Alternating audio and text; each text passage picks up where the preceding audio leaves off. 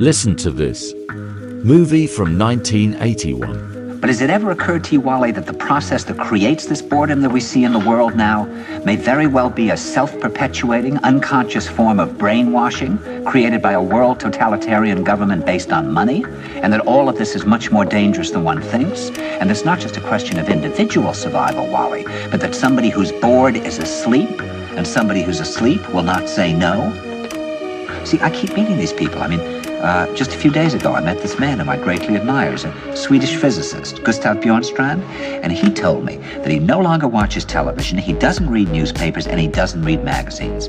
He's completely cut them out of his life because he really does feel that we're living in some kind of Orwellian nightmare now, and that everything that you hear now contributes to turning you into a robot. And when I was at Findhorn, I met this extraordinary English tree expert who had devoted his life to saving trees. Just got back from Washington, lobbying to save the redwoods. He's 84 years old. He always travels with a backpack because he never knows where he's going to be tomorrow.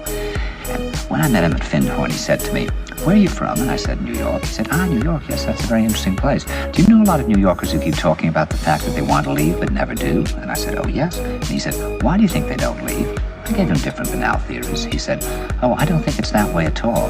He said, "I think that New York is the new model for the new concentration camp, where the camp has been built by the inmates themselves, and the inmates are the guards, and they have this pride in this thing they've built. They've built their own prison, and so they exist in a state of schizophrenia, where they are both guards and prisoners, and as a result, they no longer have, having been lobotomized, the capacity to leave the prison they've made, or to even see it as a prison."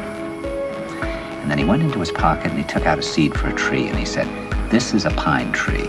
He put it in my hand and he said, "Escape before it's too late."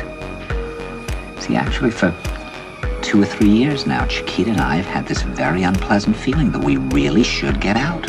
And we really should feel like Jews in Germany in the late 30s. Get out of here. Of course, the problem is where to go, because it seems quite obvious that the whole world is going in the same direction.